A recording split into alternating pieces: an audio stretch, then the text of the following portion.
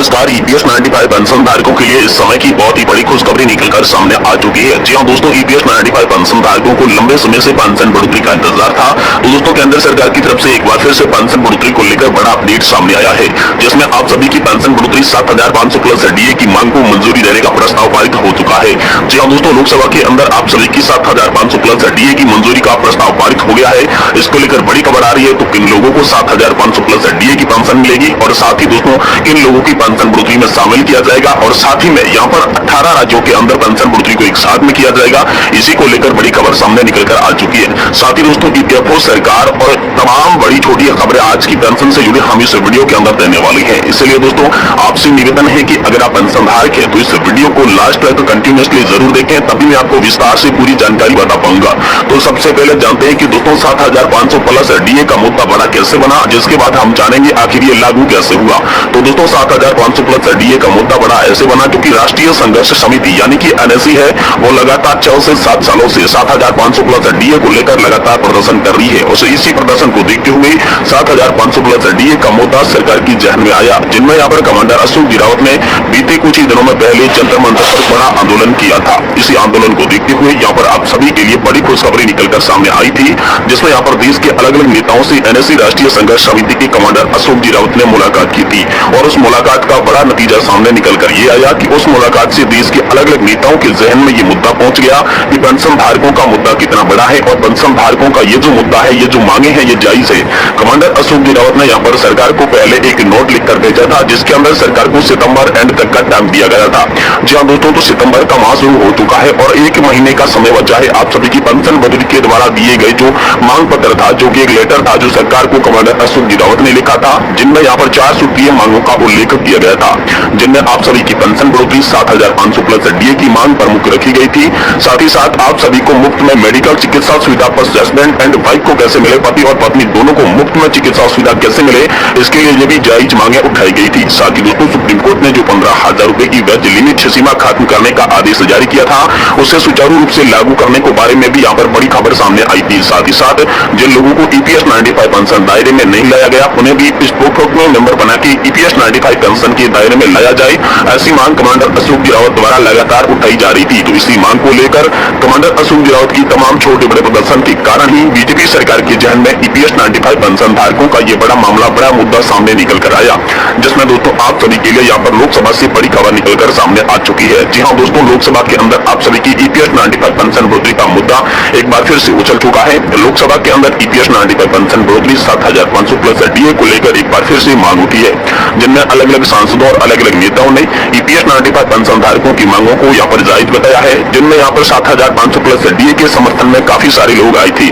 जिसको लेकर बीते हुए संसद के मानसून सत्र के अंदर आप सभी की 7,500 प्लस डीए को लेकर एक यहाँ पर नोट के बारे में डिस्कशन की गई थी और जिस पर वोटिंग की गई थी। तो उसकी वोटिंग में यहाँ पर 7,500 प्लस डीए की सहमति के बारे में वोटिंग ज्यादा हुई थी, इसलिए यहाँ पर 7,500 प्लस डीए को लेकर एक प्रस्ताव संसद में लाया गया और ये प्रस्ताव संसद के बहुमत से पास हो गया है। जी हाँ दोस्तों, आप सभी को दिए 7,500 प्लस देने के लिए सरकार मान चुकी है, लेकिन सरकार ने अभी तक आधिकारिक रूप से ऐसा कोई भी आदेश जारी नहीं किया है जिससे कि ये पता चल सके कि आखिर आपका 7,500 प्लस डीए कब लागू किया जाएगा। वही दोस्तों आप सभी के लिए सरकार और ईपीएफओ की तरफ से जारी हुआ संयुक्त रूप से सर्कुलर, जो कि दोस्तों आप सभी के लिए बहुत ही महत्वपूर्ण सर्कुलर है, जिस सर्कुलर के अंदर आप सभी को कितनी पेंशन मिलेगी इसके बारे में बिल्कुल साफ तौर पर दर्शा दिया जा चुका है। जी हाँ दोस्तों, इस सर्कुलर के बारे में हम विस्तार से बात करेंगे। तो आपको कितनी पेंशन मिलेगी, किन किन पेंशन धारकों को फायदा होगा, किन पेंशन धारकों की पेंशन बढ़ोतरी की जाएगी, और साथ ही में हम आपको बताएंगे कि देश की 18 राज्यों में कैसे पेंशन बढ़ोतरी का अंजाम दिया जाएगा, पेंशन बढ़ोतरी की कैसे यहाँ पर खबर निकलकर सामने आई है, जिससे किन किन को फायदा होगा, इसके बारे में भी हम आपको बताने वाली है।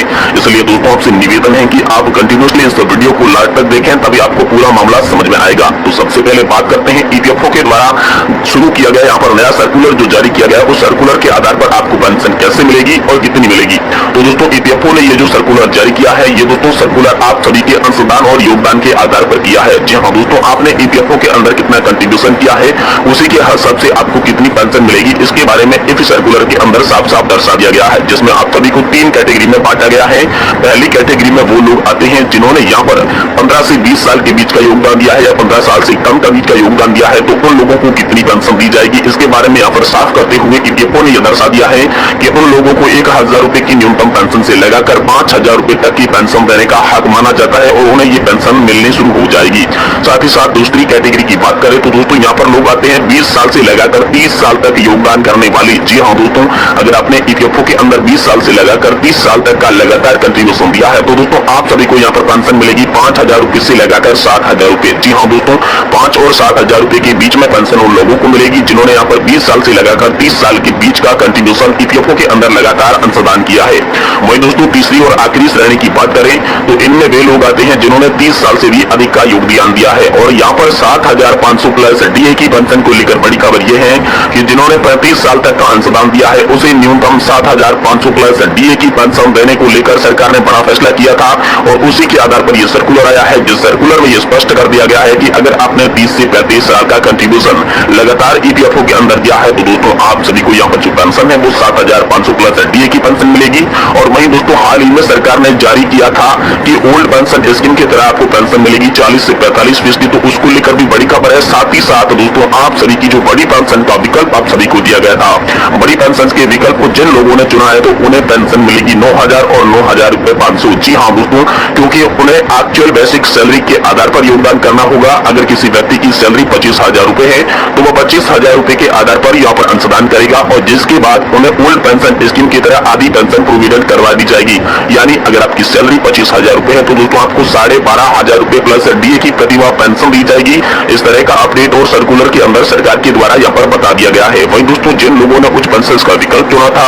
जिसकी सैलरी यहाँ पर 50 से ज्यादा है, 70000 से भी ज्यादा है, तो दोस्तों उन्हें यहाँ पर ओपीएस की तरह आधी पेंशन मिलेगी। जिन लोगों की सैलरी यहाँ पर 75000 रुपए की है उन्हें दोस्तों यहाँ पर 34500 रुपए की पेंशन मिलेगी और जिन लोगों की सैलरी यहाँ पर 50000 रुपए की है तो उन्हें 25000 रुपए की गारंटी कृत पेंशन प्लस डीए और डीए के साथ साथ यहाँ पर सरकार के फैसले के अनुसार आप सभी को मुफ्त में मेडिकल चिकित्सा सुविधा प्रोवाइड करवाई जाएगी। मुफ्त में मेडिकल चिकित्सा सुविधा प्रोवाइड करवाने के लिए पहले ही मोदी सरकार ने आयुष्मान भारत योजना से पेंशन धारकों को लिंक कर रखा है, जोड़ रखा है और आने वाले समय में भी ऐसी नई योजनाएं लाई जाएगी जिसके तहत पेंशन धारकों को कड़े से कड़े लाभ पहुंचाए जाएंगे। तो दोस्तों आप सभी की पेंशन बढ़ोतरी को लेकर भी बड़ी खबर आई है, साथ ही आपकी मेडिकल सुविधा चिकित्सा सुविधा को लेकर भी बड़ी खबर आई है और संसद से आप सभी के लिए लगातार मांगे उठ रही है और साथ ही में नजदीक में आ रहा है आम लोकसभा चुनाव 2024, जिसको देखते हुए पेंशन पर लगातार मोदी सरकार एक्शन में नजर आ रही है। मोदी सरकार आप सभी की पेंशन बढ़ोतरी को लेकर जल्दी बड़े फैसले कर सकती है, लेकिन आने वाला समय ही बताएगा कि आप सभी के लिए फैसला कब और कैसे जारी होता है।